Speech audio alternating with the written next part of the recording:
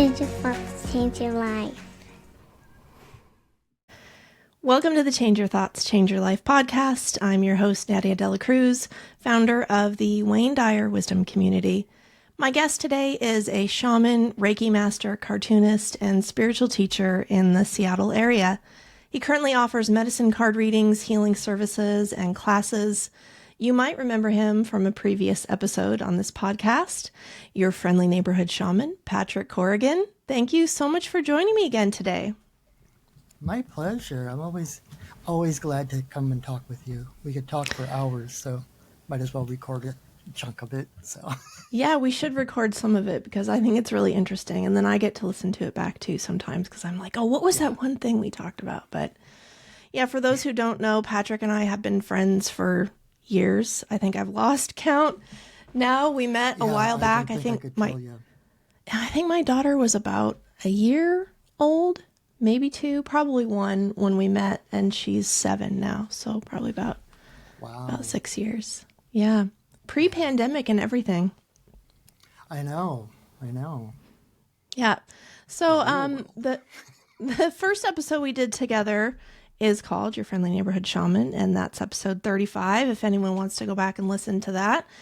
But today I thought we would talk about spirit animals. That's a fun one. I know one of the things I love about our conversation is that we share a lot of spiritual interests in common, as well as some lineage in terms of the teaching that we received and people who have impacted us, like Tess, hello Tess, with us in spirit.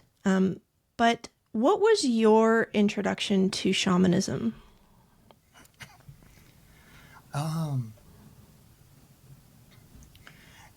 Actually, it was Michael Harner's book, Way of the Shaman. It's kind of a tricky thing because when I read that book, it wasn't so much, oh my God, I need to do this, I need to learn this. It was like, oh my God, this is what I do. And so you could say I was already on the shamanic path. I just didn't know what it was called yet. So, But that is the one that opened me up to realize that the way I viewed the world, the way I viewed my life and everything actually had a name, and that there were others and traditions, thousands and thousands of years old, followed the same way. So what was it about shamanism that you were like, oh yes, like this, I can relate to this? It was just such a resonance. Like when I was reading it, it was just like someone was narrating the way I approach the world, the way I relate to the world. And so it really, and people say this all the time, but it's like, it was like a homecoming. It was like getting permission to be who you are. Because before that, I was raised Catholic, and then I started dating a witch, got into paganism, and then shamanism. It was kind of like, it's like the baby steps up to realizing who I really was. So. And who are you? I am your friendly neighborhood shaman. No, yeah, I think that you're really connected to nature. I feel that you have this resonance and that peace that kind of roots into the earth and the cycles and the seasons that I think so many of us has become disconnected from in the modern world, sadly. Like, we don't even get out to see the moon very often or think about what cycle of the moon we're in, or, we barely even notice if it's day or night sometimes because we're just indoors or I know that impacts me because I kind of miss it, but then it's almost like we become sleepwalking through life where we're so focused on achievement and what our job is and getting things done and being productive that we kind of forget that we're human beings, not human doings. And shamanism, or the perspective of shamanism, is something that really touched my heart when I started learning about it as well. And I remember saying that, well, I'm really interested in earth-based spirituality, right? Which I think is really paganism. But that word pagan had such a negative connotation. I never even really thought about it. It's sort of said like a slur, like an insult, like, oh, pagan, right? Yeah. You know, the references to that in our culture, I didn't even really examine or pay attention. But if paganism is really this, ancient tradition that predates a lot of our Abrahamic religions. Yeah. And it's such an umbrella term now. It used to mean a certain thing, and now it's like you've got all these different branches, different. Well, what did it used to mean? It just meant, I think, technically the definition was a country dweller versus the city dwellers, and it was the pagans that and that branched into witches and the wise women and stuff, and that's why they became so demonized. That's where it became such a slur and something to stay away from. But now today people are reclaiming it, which is kind of nice. Yeah. So they were maybe seen as that are witches. Yeah. They maybe were seen as less civilized than if they're kind of the ones in the country and like all of this Exactly. It's kind of like the Hicks and all this development that was done that they thought was progress.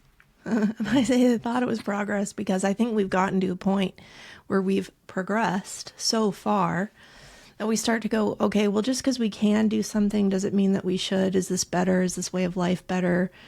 Certainly we benefit from houses and electricity and roads and all of those things, but maybe there's a price to pay too. I think maybe that's why more people are starting to look back at old traditions, ones that we tried to bury, really, like the Native American spiritual traditions, or even just the way of having a respect for the natural world. Now, a lot of people think of shamanism as a Native American thing, but it's so much more than that. Can you talk about that? Absolutely. Like the original word shaman originated with the Tugan tribe in Siberia, and so there's a lot of people that are like, you can't call yourself a shaman unless you come from Siberia and stuff. It's like in the evolution of that word, it's kind of become kind of like pagan. There's so many different umbrella. It's like an umbrella for so many different traditions. It has come to mean pretty much like the medicine people or the holy people, sacred people of like indigenous groups, or even modern people. And there's a lot of controversy about using that word and what it means and stuff like that. But it really, what the one main definition of it is, one who sees in the dark. And it's like that's the shaman's main job is, we even wear eye masks when we journey, when we do our journeys in trance. And it's because we need to go into the darkness, into the void, in order to find the light and bring that back into the physical world, which is the whole point of shamanism, is being that bridge between the non-physical and the physical. And going out there, not to see how far we can go, but to find what is needed in this world, to like whatever energy or objects or whatever we can bring back to heal this physical world. Yeah, it's the spirit that gives life, right? So if we're going inside to even figure out what's going on, and better yet, what's needed, that's often a much better approach than running around in the world looking for your answers. Absolutely, because if you're just running around trying to change things, all you're doing is rearranging boxes. You're not really creating any real change. The real change has to come from inside and how you approach. Like Sandra Ingerman, who's one of my main teachers, says that it's not what you do, but who you become that changes the world. Mm-hmm. Because when you're in alignment, when you become that person, when you align with spirit first, then everything you do, every action becomes inspired action. And like Abraham Hicks talks about, one person in alignment is so much more powerful than even a million people out of alignment. Mm-hmm. Yep. And then our alignment sort of shines a light for other people to inspire them to find their own alignment, which may be similar or different from our own. But when we're all lit up, Exactly. then we're operating at, under ideal circumstances. Absolutely. The better we all get, the better we all get. So what are spirit animals? Okay. Well, spirit animals, in my own mind, I categorize 3 types of animal spirit guides. The first one is totems, Mm-hmm. and I don't remember now if it's either a Cheyenne or a Cherokee term that word comes from, and it actually the definition is kin, as in family. Mm. And so your totem animal or animals are those ones that you're born with. It's like it's more of an identity than just someone coming to help you. It's a relation. Everything is related, all are relations. But your totems are the ones that you're kind of born with. It's like the clan you're born into. So it's like your identity, and it's like they walk with you from birth until death. And you can have anywhere, like depending on what tradition you follow, you have anywhere from 1 to, I think the most I heard was like 27 totems. So that's like that's a whole all menagerie on your side there. 27. It is. It is. I know. And there's some that are I kind of veer away from like dogma or like things that are like, this is exactly how it is. Yeah. And there's some traditions where it's like you have a totem that walks in front of you, you have a totem that walks behind you, you have a totem on your left side, you have a totem on your right side, you got one on your left shoulder, on your right shoulder, you got one above your head. And like, that's just too regimented for me. Mm-hmm. It's like, spirit is not regimented. Spirit is non-local too, so that's interesting that Exactly. that somebody would sit down and map it out like that. Although for the person who came up with that concept, or people who came up with that concept, maybe that was really, really useful for them, right? Because we all have different perspectives.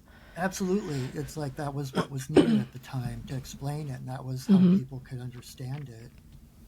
But then like with all dogma and traditions, we have come to a place where we have to outgrow it. We like have to go into new territory and explore what our ancestors haven't before. So a spirit animal, you talked about the totems. What other types are there? Then there's what we call in shamanism power animals, and those are spirit animal guides. They're spirits in animal form, and they come to us kind of like that saying about friendship, how it happens for a season, a reason, a season, or a lifetime. That's kind of the power animals. They kind of come and go. Some of them might be with you for years. Some of them might be with you until the end of your life. Others of them come in for a specific purpose, whatever challenge you're going through at the moment. I have a menagerie of power animals that I work with. So, but the power animals, their job, and the reason we call them power animals is because what they do is plug into source energy, and then they step that frequency down to a point where we can handle it physically, and then they plug into us. So their job is literally to power us up, to open another channel to source energy, to keep us empowered.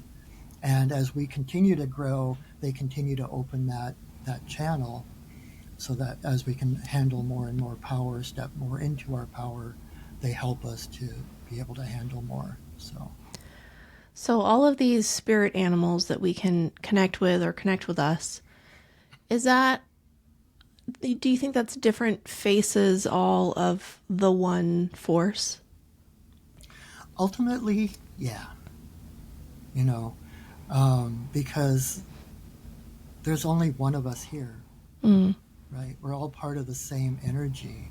We're all facets of the same source. And in the spirit realm, it's the same thing. And ultimately, it's kind of like, like they talk about this world being a dream, right? And everything, when you're dealing with dreams, everything in your dream is a reflection of you. And it's the same thing in the spirit realm. All of your guides, all of those that you meet and work with you, they're all ultimately aspects and reflections of yourself. And that's not to take away from their own unique existence or sentience or anything like that. But ultimately, we are all one. And so it's like, yes, they are ultimately another face of the divine, if you want to say it that way. Yeah. So spirit animals reflect back to us an aspect of ourselves that we either need to see or access for some reason. It's always really timely too, right? Whatever's going on, that this is related to what you need.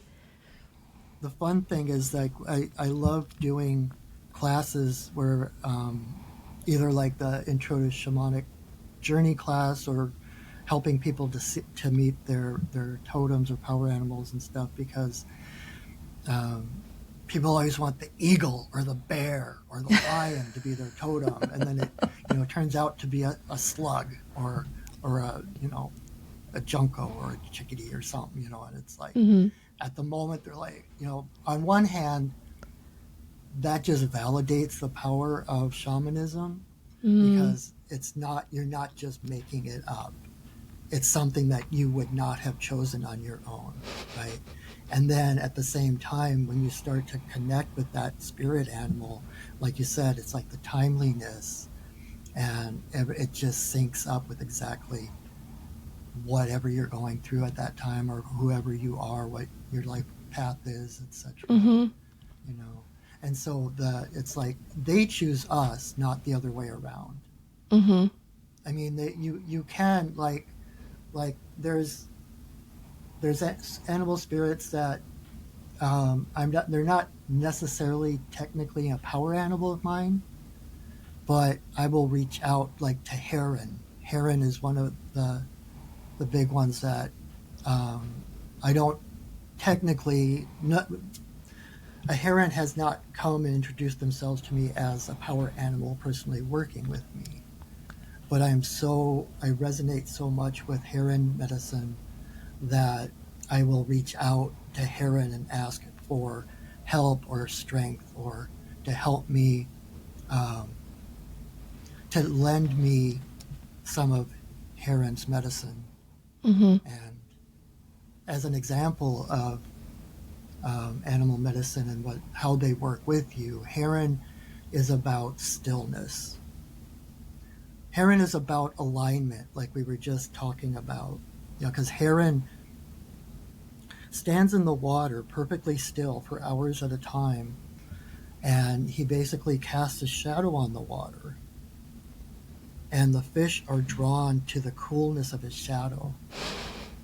So he's one of the greatest hunters in the animal kingdom, but his prey comes to him, and it's because he's in stillness. And they got those really skinny legs, so they make hardly any ripples in the water. They don't disturb the environment, and their feet are in the earth and the mud under the water, and their head is in the sky. So it's like that bridge between heaven and earth, between spirit and physical. And so when you find that alignment, then you realize you don't have to go after whatever you are looking for, that it comes to you just from being in alignment with spirit. I love that you brought up heron, and I feel like you're giving that message directly to me. Heron is also Yeah, you hear it now, don't you? The heron is also, it shows up in my backyard. There's a water reservoir that I lovingly call it our lake, on just behind the house. And there's a heron that comes from time to time and visits. And it's always a shock. I see it outside my kitchen window because it's such a big bird, you know. It's like, wow, like where did you come from? But I love that message of stillness because I feel that pressure, I guess. Like I must be putting the pressure on myself, but I feel that pressure to like, oh, well, you can't just sit there. Like you have to make a plan and take action. And what are you doing today? And how are you going to get there? Exactly. And then it's like, wait. There's another way. This isn't the Tao way. This isn't the Zen way. This isn't the way that's maybe going to support a sense of peace in my life. Exactly. So yeah, I got chills with you talking about heron because Awesome. I relate to that, to needing that message, I think. And maybe next time I see the heron outside, I'll think of that. But how does somebody find their spirit animal or connect to it? Do they have to go through a shamanic initiation? Do you see signs of it in your life? Like, how can someone connect to the medicine of the spirit animals? For someone to find out what their totem is or their spirit animals, probably the best thing, take a shamanic journey class. Just kidding. Journeying, Not kidding. so Those you are can- great. If you're in the Seattle area, Patrick offers those from time to time, and it's Yeah. really great. And you have an opportunity to ask all your questions too. Thank you. So like a shamanic journey or meditation, you know, again, heron stillness and letting those animals come to you. And I actually do, when people come to me to ask, you know, what's my spirit animal? I don't, as a rule, I don't tell people what their spirit animals are or what their totem animals are because it's such a personal, intimate thing. And I don't want someone to walk away and say, oh yeah, this animal is my totem because that guy told me about it. Yeah. And then then there's no connection. And my job is to empower others and to help others make that connection. So I do, when people come to me asking about their spirit animals or whatever, I have a guided meditation that I lead them on to this, you know, sun-warmed rock in the middle of this meadow and just sit in stillness and invite whichever animal is the most pertinent for the moment or your totem animal, whichever one you want to meet, and you just wait for them to come. And there's like a river right near the rocks, so they can come from the water, they can come out of the earth, they can come from the trees, they can come from the sky. So like all of those possibilities are open, and then they just allow that animal, whatever animal is appropriate for the time, for what they're going through, to come. And it's amazing when people are able. It's like I'm always like, oh, I hope they see something. I hope they see something. You know, and more times than not, people come away with an experience, like a personal experience, interaction with their animals, and that way, it's like the beginning of a friendship. You know. And one thing I want to make sure I say too is that everybody has spirit guides, everybody has spirit animals, power animals. Just because you don't know they're there doesn't mean that they're not there. They're there whether you know it or not, and they're helping you whether you know it or not. But it just really steps up your game when you can actually communicate back and forth, and get their advice and get their perspective on things. You know, and that's something too that with spirit guides and spirit animals, they will never tell you what you have to do. They will never tell you.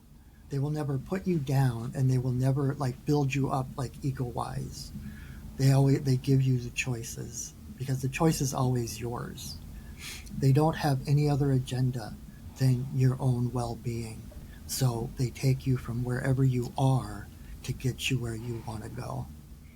So is a Kinda like shamanic a GPS system. yeah, internal GPS with your spirit animals. So Yeah. Is a shamanic journey the best way or the only way to connect to your spirit animal or your power animal? For me, it's the preferred way, but it's not necessary. Mm-hmm. It's like kind of like the all the clairs, the clairvoyance, the clair audio, all that kind of stuff. It's like everybody has a different way of picking up information or connecting with the spirits, and so it's like you don't have to be a shaman to be aware of them. Mm-hmm. You don't even have to be a seer or just in meditation, or even if you just like like sit down and make a list of the different animals that you loved as a kid or that have kind of hung around you. You're always seeing crows or owls or whatever, and that is a key into which animals are your guides. And Mm.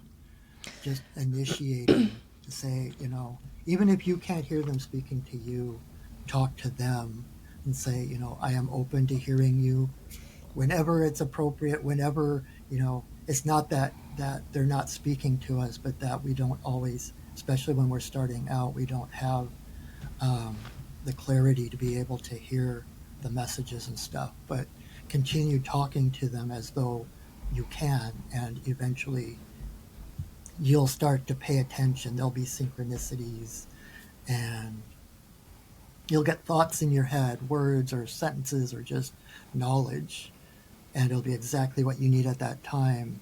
And you'll be like, holy crap. And it's like, oh, that was from them. Mm-hmm. Yeah, spirit is always talking to us. So we just have to listen. That's probably a message I'm trying to share all the time because people are like, well, I just don't hear it. Or, my sister passed away or my friend died. And like, are they okay? It's like, well, they're always there. I used to say we have angels, guides, and ancestors surrounding us all the time. And I think if we just open up to it, but I want to talk more about that in a minute. So my thought was, let's say there's an animal that keeps showing up for somebody. Maybe they're seeing crows or squirrels keep coming up for them somehow or something like that. How do you then interpret what is the message here or what is the medicine here? What does this animal represent and how does somebody go about figuring that out? Again, meditation is probably the best, or, researching the animal, see what its habits are, where it lives, what it eats, and what is your relationship with that animal. This is all, a true growth and learning is non-informational. It's about relationship and how we relate to nature, the animals, the spirits, or whatever. And so if there's an animal that keeps popping up, like the first thing to do is to ask, how do I feel when I see them? Do I feel energized? Do I feel lighter? Do I feel more hope? That kind of thing. And then, like I said, you can research the animal, think about, okay, well, an owl, they live at night. They can see at night. So what am I trying to see in the dark?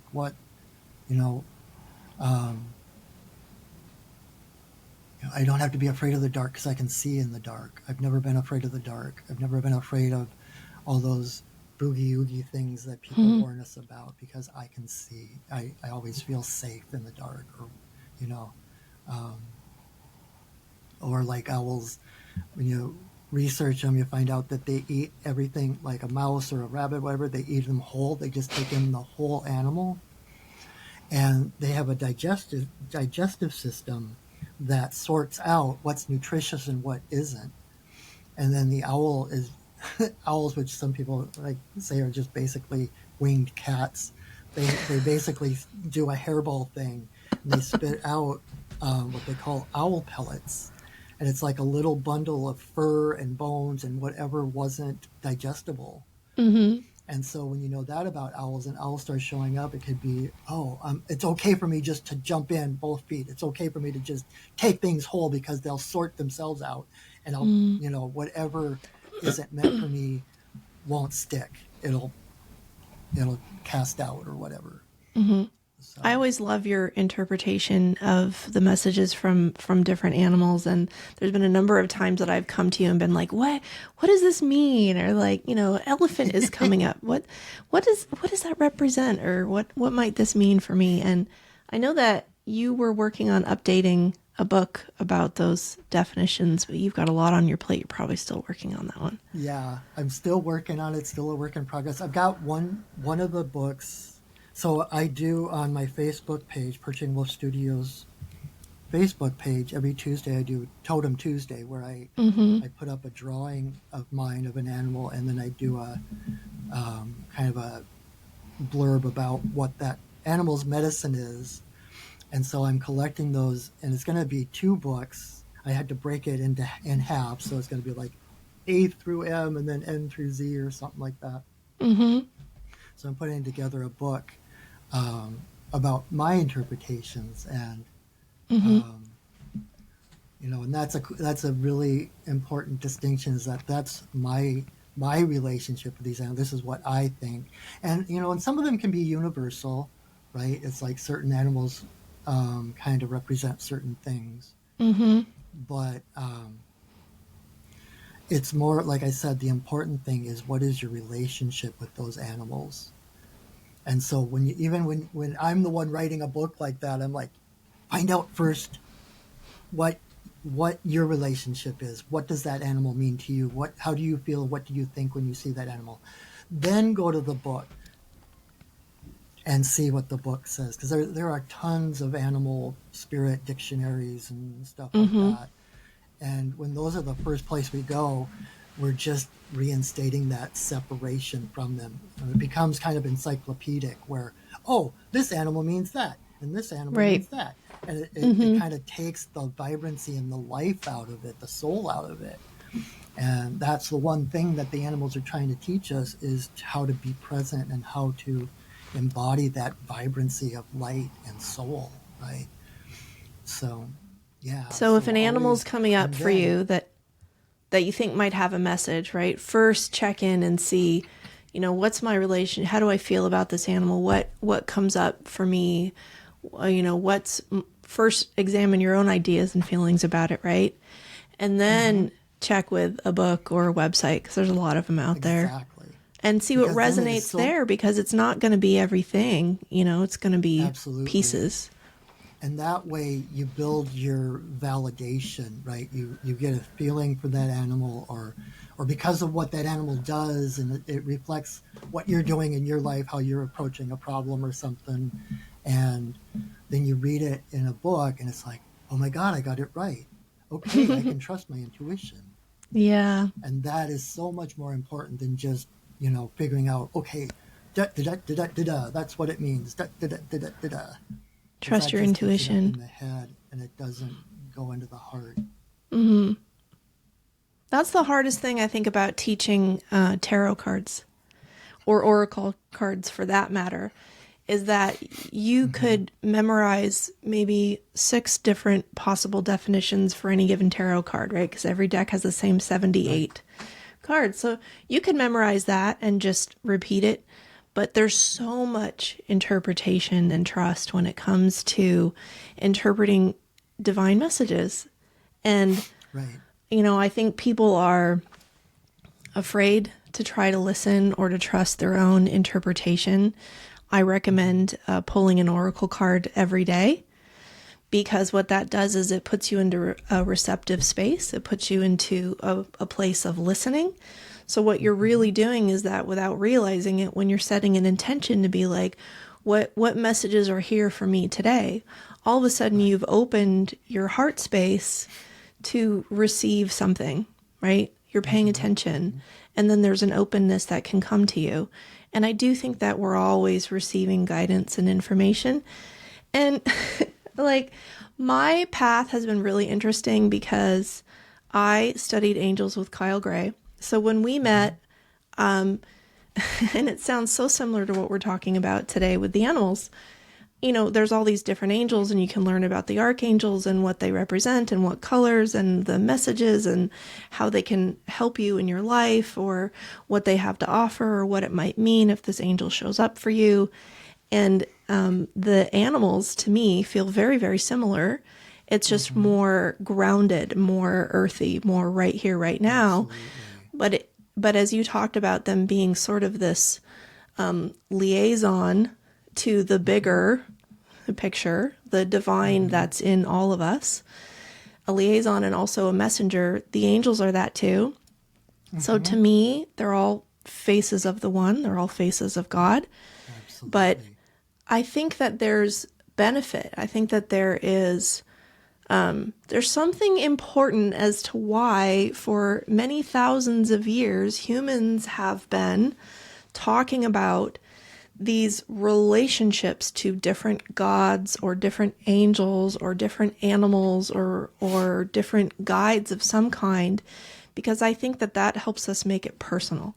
I think that helps us to focus on a piece of it that we can interact with and build a relationship with. So I love that you're talking about true growth is not informational.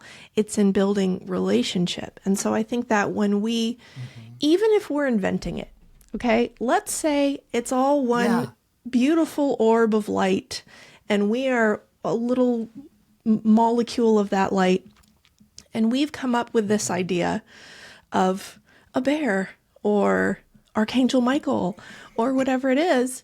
But through that, we're now accessing a piece of the divine, which is really a piece of ourselves that we may not have been able to interact with otherwise.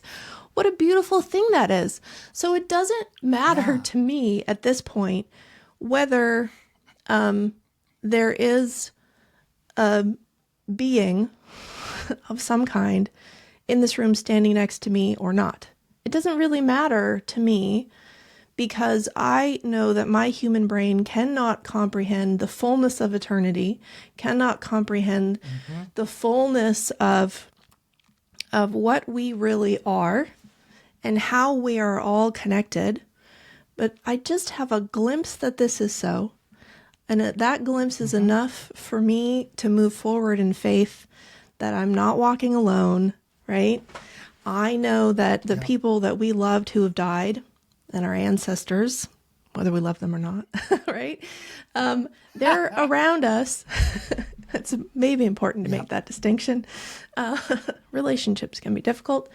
They're still around, and any way that we can connect to those who have crossed over, or we can connect to this sense of angels that maybe makes us feel safe, or we can connect with animals or the river or the mountain in a way that makes us feel like part of the whole, then we are receiving the bounty of that. And those definitions matter so little to me. I'm actually really happy at this point in my life living in the mystery. Have a mind that's open to everything and closed to nothing. And I'm really happy living in the mystery, but it makes it really hard for me to offer definitions or try to teach something or try to explain something, because it feels like this sort of moving amorphous energy that we're a part of in a way that we don't really quite have the perspective to see what part of it we are. And yet at the same time, if we were meant to understand it all, we would see it all. And I think if I understood it the way I want to understood it, I would probably be dead, because then I would not be looking out from these little human eyes. I would actually maybe return to a larger sense of self. But exactly. So when we met, I was deep. Sorry, go ahead. I was going to say, it's like that. It goes back to what we were just talking about the different, gods and spirits that people have worshipped or connected to, and because our human brains need to relate to the unrelatable, to the infinite, and so we have to clothe it in some form, and so it comes down to stories and mythology. And archetypes. We so need a mythology today, like the Avengers are the new gods, right? It's like they pick up the archetypes of the old stories and they're telling these new stories that we can actually relate to. and apply to our own lives and such as that. It took me so long to realize the connection between storytelling today and storytelling from ancient times. You know, the people sitting around the fire, and maybe they didn't have a written language and everything was oral, and they would tell these stories and stories of creation, right? And through that they were teaching through stories, and then we would remember it better, maybe not word for word, but you get the gist of it that way. We're still doing that with our movies and our books and our mythology, and that's so fascinating, because it feels like it's treated as though, like, you know, that's just silly, that's just whatever. But really, we are culturally passing down messages. But to finish what I was saying, because I'm jumping around a lot, thank you for indulging me. It felt really good to put that into words about this living in the mystery, but having this relationship to spirit, because it's something that's so personal and so meaningful to me, but it's really hard to say it. It's really hard to define it because it's undefinable, like the Tao. Absolutely. Okay, but so when we met, I was deep into the study of angels with Kyle Gray, which I loved. I was not interested in angels, to be frank, until I started studying with Kyle Gray. And his perspective on it was so refreshing, and it made so much sense to me. And it was really usable and inspiring. And I liked the way that he had his own interpretation of what the angels were, because for me, it was just this, you know, thing on the wall of the Catholic Church, and like this, I don't know, they were always wearing Greek armor or something. I don't know, like, it didn't feel like, I didn't feel drawn, or it didn't feel personal to me or something that I could use, but the way that he talked about it made sense. So I was learning about all these angels and incorporating this into my spiritual practices. And then I discovered shamanism. And I think it was right after I started studying shamanism that we met. And what's so funny, I should tell this story. So we met at a lunar ceremony, which was awesome, from a mutual friend. And I had brought one of my card decks because I had been studying oracle cards and just having a lot of fun with it. So I was just like, hey, anybody want some cards? So I'm pulling cards for people, and you walked up, and we'd never met. I was like, would you like some cards? And you're like, sure. So I do a reading for you. And like, your energy is so different, right? And you're like, like, I'm doing the reading. And then I was like, at the end, I'm like, okay, like, who are you and what do you do? And you're like, oh, I'm a shaman. And I was like, of course you are. And it's so funny because we've been friends ever since. But yeah, so we connected with cards and shamanism like from day one, and then I just got deeper into it and kind of incorporated the both. So that kind of earthy shamanic vibe with a little bit of angels mixed in, and a lot of mystery, and just make it really personal and your own. And that interpretation, which is something you learn from shamanism, is having that direct relationship with the divine and not having anybody tell you what is or isn't, is something that I think we both have a love and a respect for. Totally, yeah. What were we talking about again, Patrick? Spirit animals? Spirit animals. Okay, now talking about cards, because we brought that up. You have a favorite deck, right? Tell us about that. I do. People are like, how long have you been reading this deck? And it's like, it's well loved. They're the medicine cards. I love because I'm a cartoonist as well, so the fact that there's a Shazam on the back of them actually speaks to my heart. But it's a deck by David Carson and Jamie Sams. Jamie was indigenous, and she made this beautiful deck with animals, and they're based on North American animals, so it doesn't have necessarily, which is why I don't like pulling these when people want to know what their totem is, because it's kind of a limited, okay, your animal is one of these cards in this specific deck. But I've had a deck like this since like the 80s. And, you know, it's just like my upbringing. The animals have always been important to me.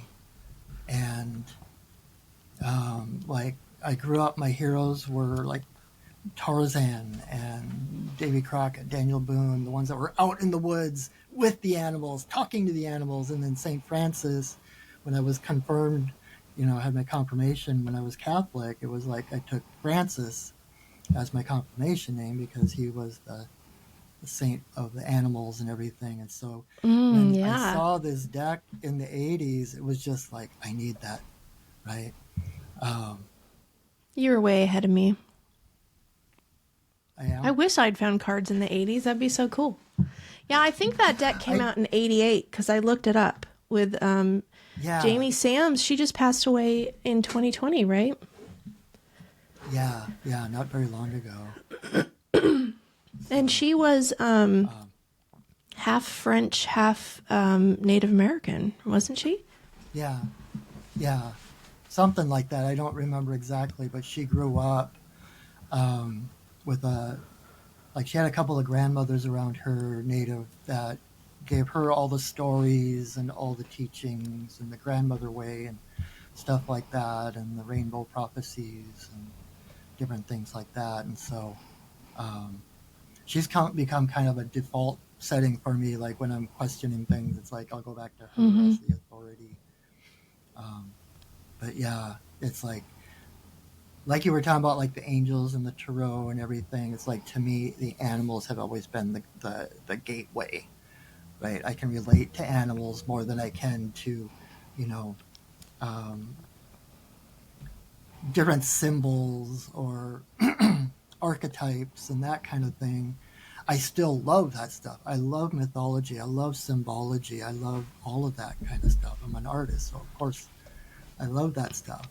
But the animals speak to me. Like when I'm doing a medicine card reading, the cards are kind of like the jumping off point. It kind of gives my client something to look at and relate to. Well, I'm actually connecting to the spirit of whatever animals have come up and getting the message straight from their mouth. And it's so interesting because, like, I could have a half dozen people and the same cards get pulled for them, and it'll be a half dozen totally different readings. Yeah. Because I don't go by the okay, well, the book says this, and does this resonate with you? It's like, okay, and I'll get exactly the aspect of that animal and what they're helping that person with at the time. Yeah, because you're doing it right. So. Yeah, that card is a doorway to the message. It's not the message. It's the doorway to the message. Yeah. Exactly. So, yeah. So speaking about card decks. Go ahead. Yeah, just 1 second. I definitely want you to do that. But I was looking through my decks because I have a sort of smallish, we'll call it smallish, card collection. Maybe it's not that small. Maybe it's only smallish because I have my eye on so many other decks. But I was going through mine, and I only have one spirit animal deck, and it's actually the one I bought for my daughter years ago when she was a toddler, and it's called Children's Spirit Animal Cards from Stephen Farmer, Dr. Stephen D. Farmer, and it's really cute. Let me show you a couple of the cards. Yeah, please. Because they made them for kids, so they're super simple. But like this one is such a good person as far as relating to the animals. Oh my God. Yeah, he's great.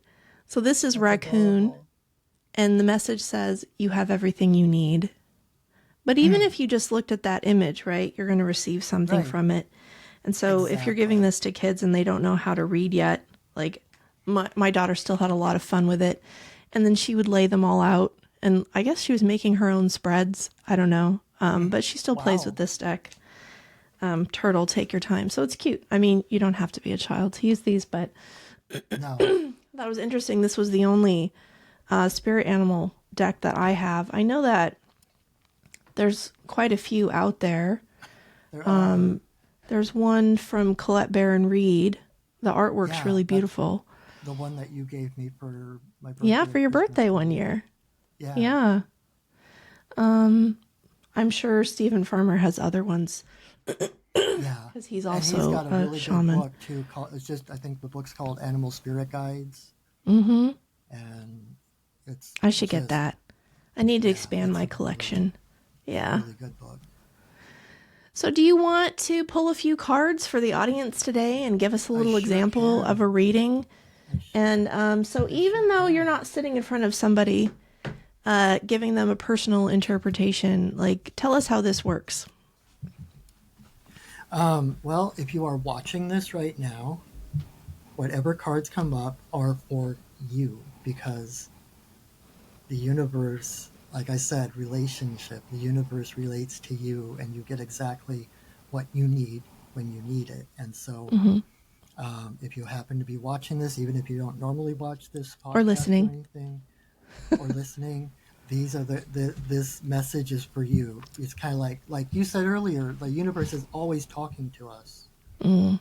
And so if it's within your perception, it has a message for you. So even if you're listening or watching this years from now, it's still just as pertinent as it is today. So does that make sense? Makes sense to me. Okay.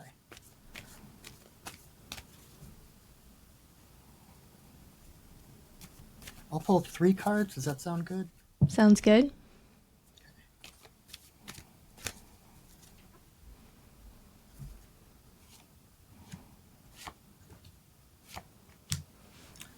Yeah. All right. So, I always have to okay, which one goes first?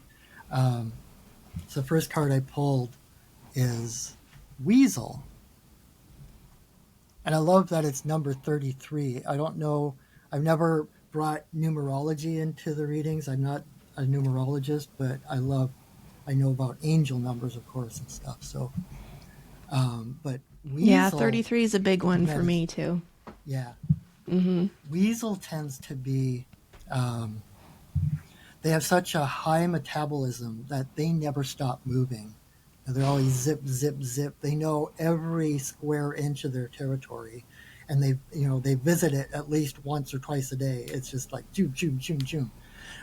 We were watching a weasel at the zoo one time, and I swear in 5 minutes he was in every single square inch of that enclosure. It just zip, zip, zip. So when Weasel comes along, and depending on whether the cards are upright or reversed, can kind of have a different sense of the meaning. But Weasel upright is really about trusting that intuition. It's like, the full territory, what's out there, what's in your wheelhouse. And so, again, kind of like Heron we were talking about earlier, you don't have to go out to find things. You don't have to, exactly where this path goes, where that path goes, where that path goes. You don't have to keep going out and coming back. You can sit like there's a quote from Kafka about something about like being able to know the world without leaving your house. And that's kind of what Weasel is. It's like, because you know the whole territory, you don't have to be chasing things. You can, again, just stay where you are and trust that intuitive hit on which direction to go. If it's in reverse, it can be kind of that hamster wheel, overthinking, and where there's so many options that you're just kind of stuck in place because you can't decide which way to go. And so his strength is knowing exactly what's the opportune direction to go at any one moment. So I always kind of think of him as the spy or the ninja of the animal kingdom. He's in and out, and he knows a little bit of everything. It's like he knows things he's not supposed to know. Like he's in and out before anybody even knows it, and so he knows all there is to know about this situation or that person or whatever. If that's your totem, you might just automatically pick up little bits of information from people talking on the on the bus or the train or whatever, on the plane. All of a sudden you'll know everything there is to know about this person, just because you just kind of pick up and you see all like the micro expressions on the faces, stuff like that. So you're like picking up all this information because your brain works faster than others, and so you're processing all this extra information to know exactly what's going on around you. The next one pulled was prairie dog. Oh, so cute. I love prairie dog. We actually went out a couple of years ago to Devil's Tower, or Bear Lodge is the real name, and the prairie dogs over there are just plentiful, and it was so much fun to walk among the prairie dog towns and to hear them squeal, squeal, squeal, which is one of the points of their medicine is that they're very community oriented, and they always have a sentinel that's on duty watching the skies, watching the horizon for predators. And because there's one prairie dog that's his job, that means that the rest of the prairie dogs can just let go and just be their fun, roly-poly selves. Go about their business. They don't have to be hypervigilant looking for anything because there's someone who is actively keeping an eye out for threats. And then if there is one, the sentinel lets that squeak go and everyone just scrambles for shelter. So it's like you can trust. It kind of fits with Weasel in that you can trust that you're being watched over. You can trust that if there's a threat, you're going to know about it. So you don't have to look for the threats. You don't have to be hypervigilant. Oh my gosh, that's so key these days with everything in the news, right? And it's so hard to cultivate a sense of peace, much less safety, but to have that spiritual reminder that you don't have to be the one keeping watch all the time. Exactly. Just listen for the alarm, right?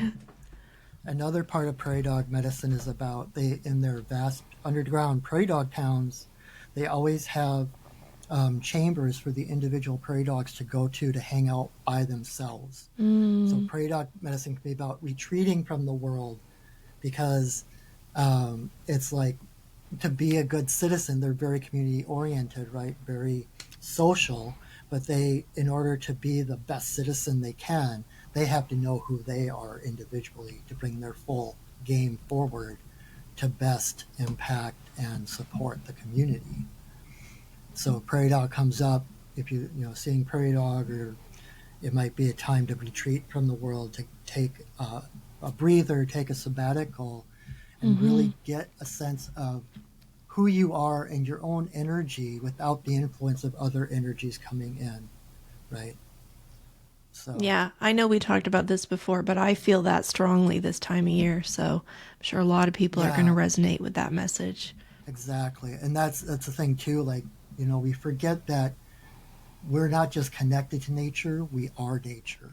Right? Earth, air, fire, water makes up who we are. So our cycles are intimately connected to the cycles of the earth.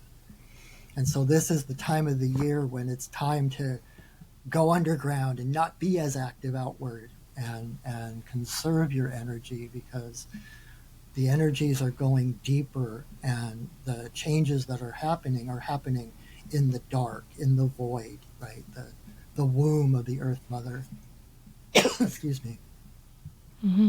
So it's like gives you permission to rest. It's not laziness, it's rest. You don't have to be productive. You don't have to, the world isn't riding on your shoulders. So that's prairie dog. Excuse me.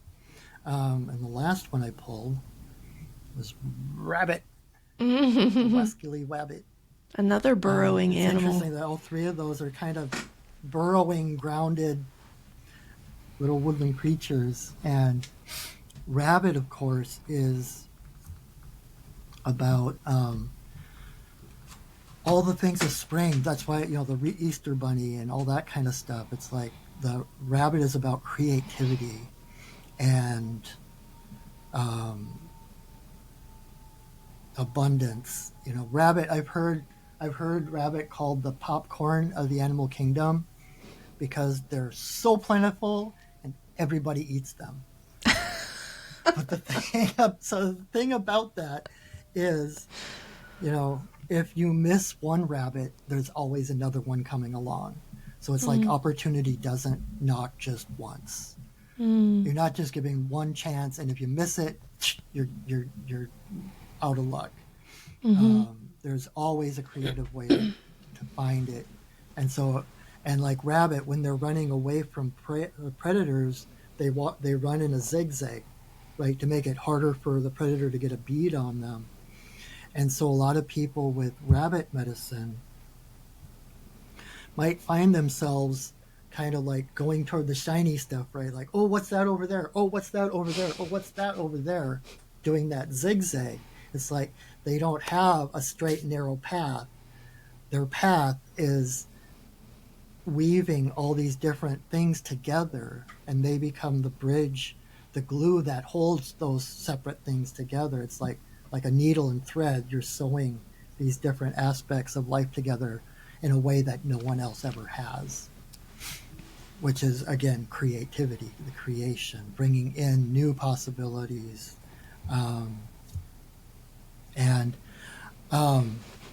Whereas Prairie Dog is about going into the dark when you need to, Rabbit's about coming out of the dark into the light. Ooh. Right? We were talking about this in terms of wintertime.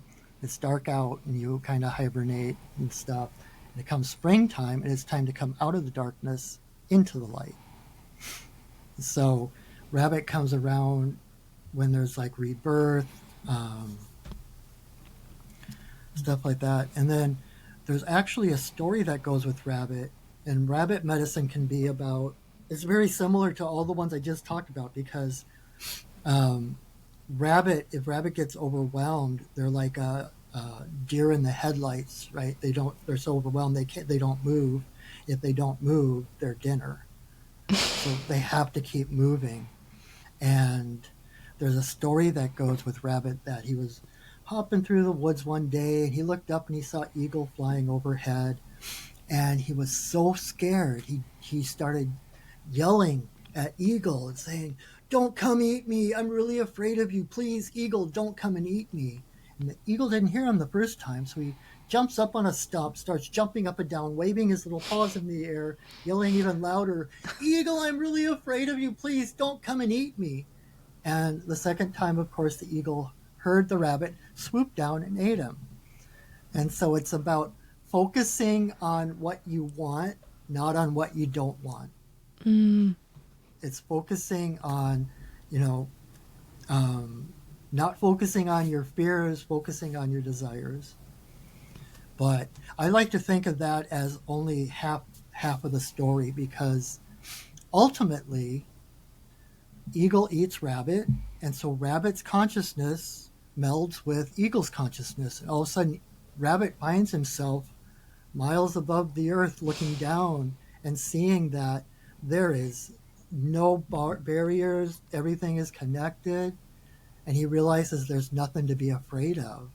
And so come the next spring, he is reborn into the rabbit community, but he isn't afraid anymore because his worst fears were realized and he was still there. He still survived, and he saw the world from a bigger place because that his greatest fear was realized.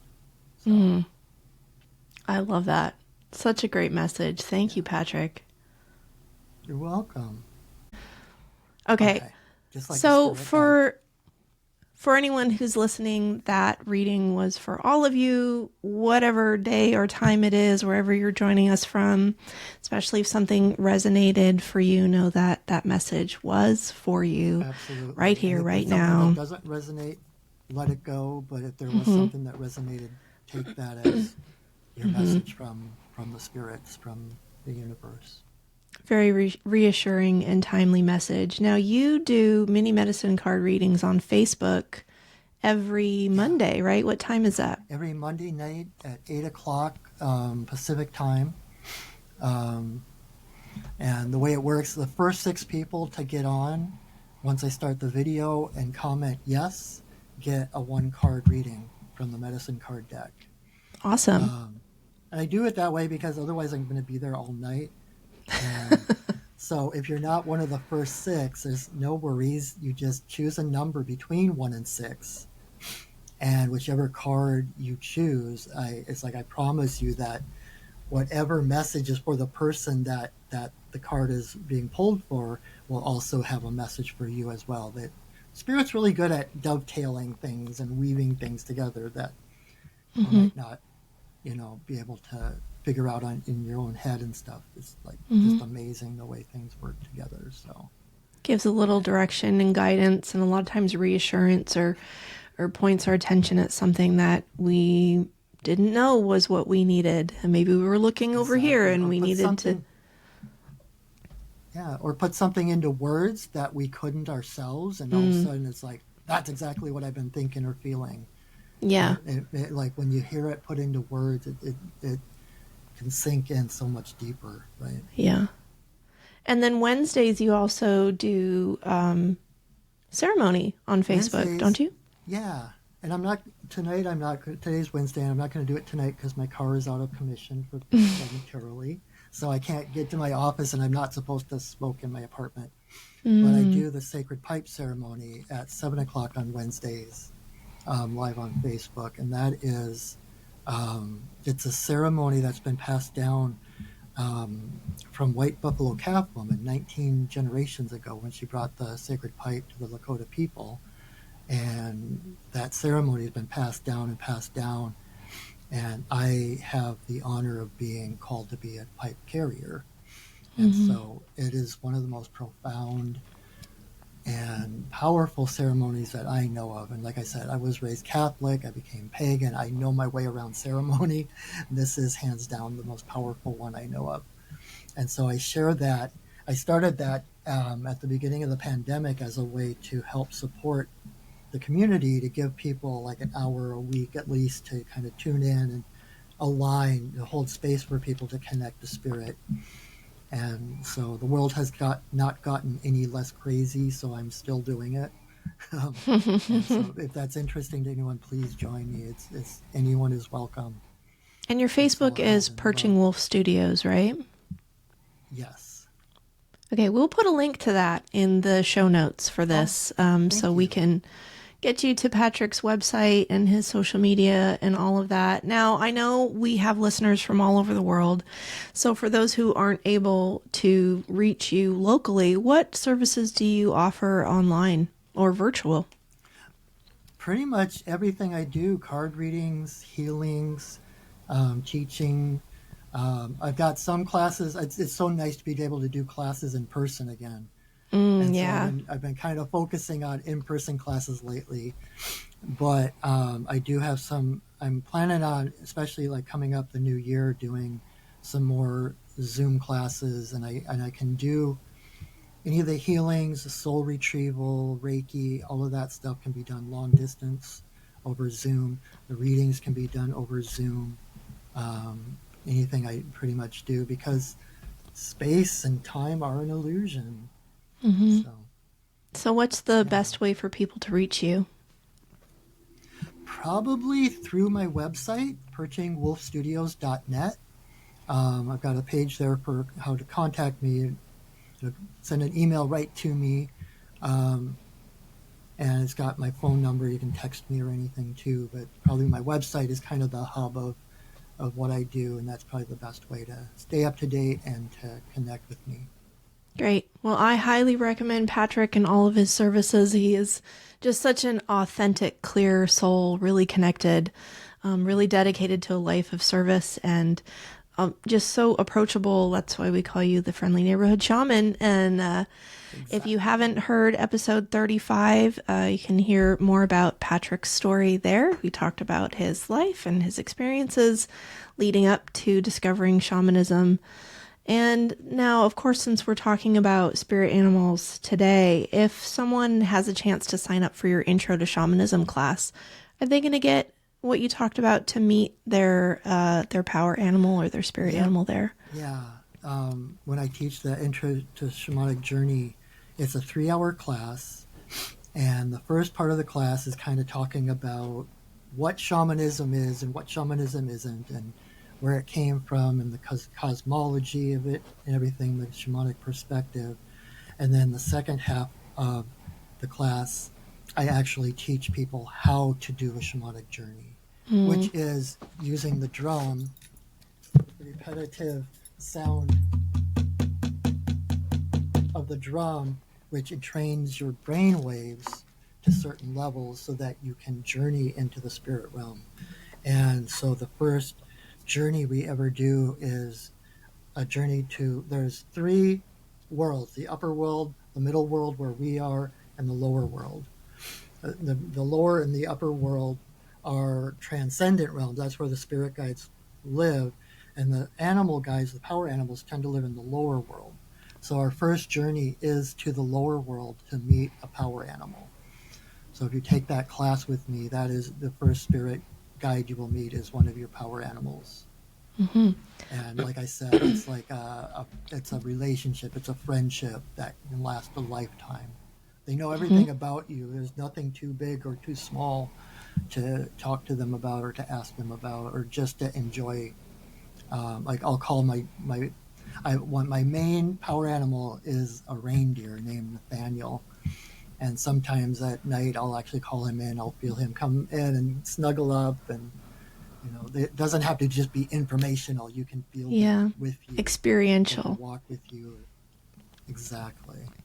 Yep. And like you said, they come in for a reason, a season, or a lifetime. So building those relationships is really gonna benefit you.